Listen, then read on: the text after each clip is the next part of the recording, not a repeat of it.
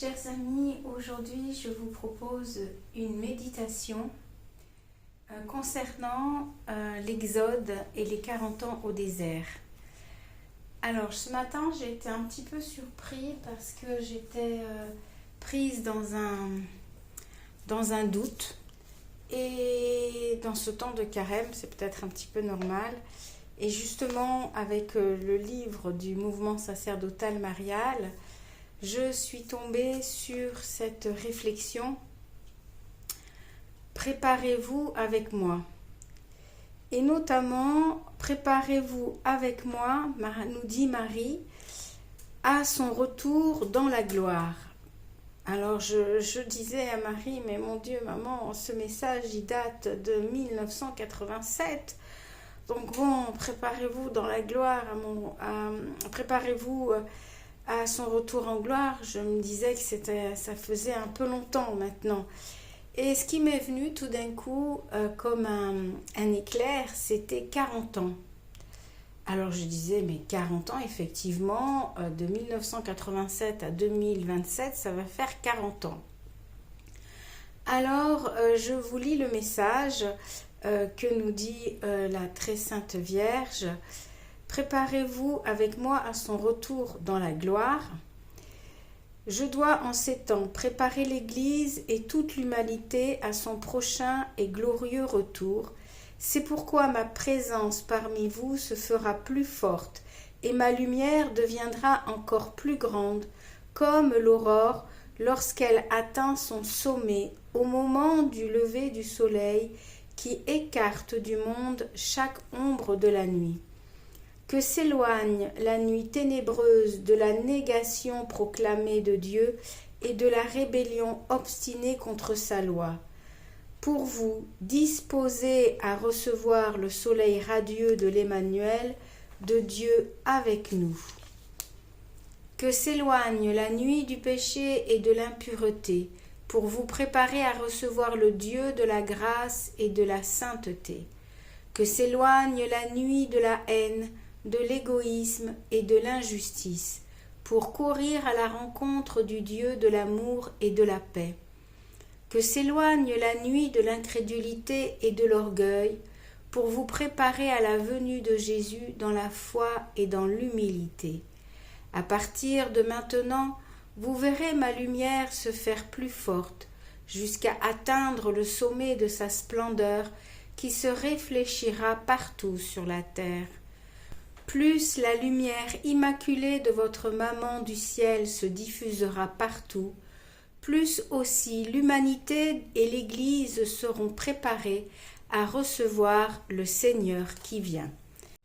C'était le message 367, préparez-vous avec moi, du 28 novembre 1987. Et notamment, c'était le petit E, paragraphe E, préparez-vous avec moi à son retour dans la gloire. Et puis nous avons le message numéro 368, ne vous laissez pas tromper, du 8 décembre 1987.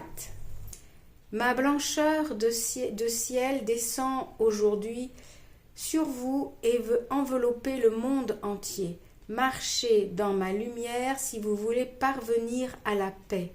La lumière de la grâce divine, de la pureté, de la sainteté, de la prière, d'une charité de plus en plus parfaite, doit pénétrer votre existence, mes enfants consacrés à mon cœur immaculé. Vous vivez les temps douloureux du châtiment, vous vivez l'heure ténébreuse de la victoire de mon adversaire, qui est le prince de la nuit. Vous vivez les moments les plus difficiles de la purification. Alors je vous invite à vous réfugier dans la sûre demeure de mon cœur immaculé et à vous laisser envelopper du manteau céleste de ma très pure lumière. Marchez sur la route que je vous ai tracée durant ces années pour devenir aujourd'hui les instruments de ma paix. Ne vous laissez pas tromper.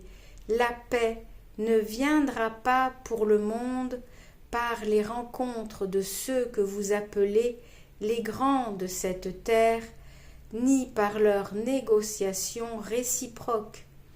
La paix ne viendra à vous que par le retour de l'humanité à son Dieu, par le moyen de la conversion, à laquelle en ce jour de ma fête, je vous appelle encore, et par le moyen de la prière, du jeûne et de la pénitence.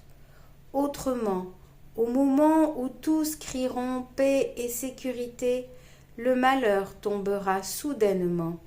C'est pourquoi je vous demande de répondre à mes appels pressants et à marcher sur la route du bien, de l'amour, de la prière, de la mortification des sens, du mépris du monde et de vous-même.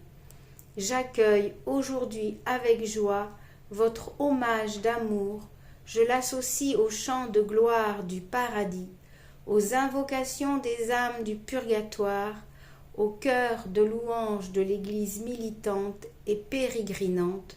Je vous invite à vivre dans la confiance et dans une grande espérance de mon intervention proche et extraordinaire.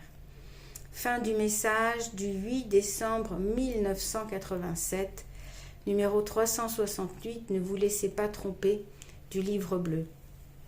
Donc on voit dans ce message vraiment la situation dans laquelle on se trouve, à la fois dans ces temps d'apostasie et à la fois où on s'apprête à signer des traités qu'elle nous dit bien que la paix ne viendra pas par les grands de cette terre.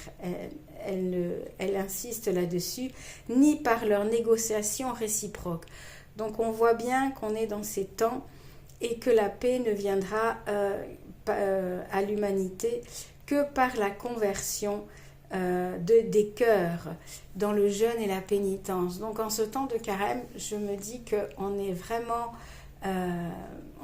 là. Et je lui demandais justement à Marie, mais ce message était en 1987 et on est en 2026. Et quand j'ai vu apparaître ces 40 ans devant moi, je me suis dit, mais c'est vrai que dans la Bible, on parle souvent de 40 ans. Et j'ai recherché dans la Bible ces 40 ans et j'ai trouvé plusieurs textes de la Bible où on en parle. Dans la Bible de Jérusalem, vous avez dans le livre, alors on va commencer par plusieurs fois, donc dans l'Exode, donc 16:35, au moment de la manne et des cailles, nous avons donc dans le verset 35, les Israélites mangèrent de la manne pendant 40 ans jusqu'à ce qu'ils arrivent en pays habité. Ils mangèrent la manne jusqu'à ce qu'ils arrivent aux confins du pays de Canaan. Voilà, ça c'est le verset numéro 35. On l'a ensuite dans le livre du Deutéronome, donc le 8, Deutéronome 8:2. Souviens-toi de tout le chemin que Yahvé ton Dieu t'a fait faire pendant 40 ans dans le désert, afin de t'humilier, de t'éprouver et de connaître le fond de ton cœur. Allais-tu ou non garder ses commandements? Et puis, nous l'avons également dans le livre de Josué 5:6. C'est la circoncision de Gilgal, 5:6. Car pendant 40 ans, les Israélites avaient marché dans le désert jusqu'à ce que toute la nation eût péri, à savoir les hommes sortis d'Égypte en âge de porter les armes. Ils n'avaient pas obéi à la voix de Yahvé, et Yahvé leur avait juré de ne pas leur laisser voir la terre qu'il avait juré à leur père de nous donner, terre qui ruisselle de lait et de miel. Le 7, quant à leurs fils, il les établit à leur place, et ce sont eux que Josué circoncit. ils étaient circoncis car on ne les avait pas circoncis en chemin. Donc ça s'explique parce que en Exode, ils ont récriminé contre Yahvé et Yahvé leur avait dit que puisqu'ils avaient récriminé, c'est pas eux qui prendraient possession du pays qu'il leur promettait, mais c'était leurs descendants. Et c'est bien marqué. Alors là, c'est une Bible protestante, c'est la Bible seconde, le livre des Nombres, 14, et nous allons aller, donc c'est 14, 31, où il est noté également plus de détails. Mais vos enfants, dont vous avez dit qu'ils deviendraient la proie de l'ennemi, je les y conduirai, et ils connaîtront le pays que vous avez méprisé. Quant à vous, vos cadavres tomberont dans le désert, où vos fils seront nomades pendant 40 ans. Ils supporteront ainsi les conséquences de votre infidélité à mon égard, jusqu'à ce que le désert ait englouti tous vos cadavres. Vous avez mis 40 jours à reconnaître le pays, eh bien, vous porterez les conséquences de vos fautes durant 40 ans, une année pour chaque jour. Ainsi vous saurez ce qu'il en coûte de m'abandonner. Moi, l'Éternel, j'ai parlé. Oui, c'est ainsi que je traiterai cette communauté rebelle qui s'est liguée contre moi. Ils disparaîtront dans ce désert, c'est là qu'ils mourront. Voilà, je laisse tous ces textes à votre méditation, à votre réflexion, que l'Esprit Saint vous éclaire. Et pour ma part, je reste dans cette espérance qu'au bout de ces 40 ans, 1987-2027, notre traversée du désert soit terminée. Merci maman pour ces messages, merci à l'Esprit Saint et gloire à toi Seigneur, gloire à toi, soyez bénis. Au revoir.